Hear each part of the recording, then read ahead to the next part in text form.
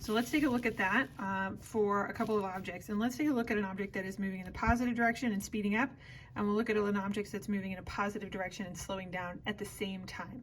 So we've looked at the motion diagrams of that before. Remember, our dots spread out as we're speeding up like this.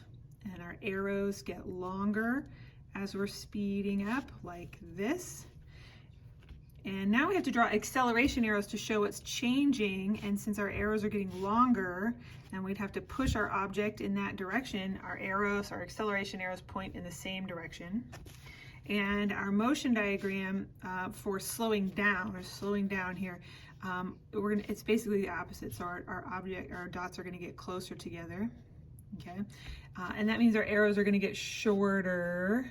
And in order to make this happen, you would have to push in the opposite direction. So our arrows are going to point the other way, just like that, okay?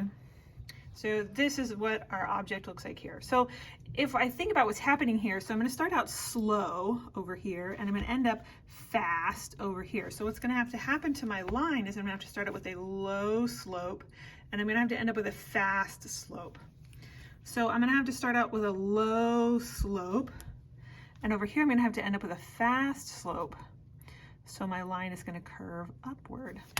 Low slope, high slope, low slope, high slope. I'm going to basically be doing the opposite thing here. I'm going to start out with a steep slope, and it's going to have to get flatter.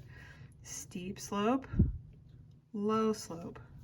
So my line is going to curve that way. Okay? So that's what we're doing with here.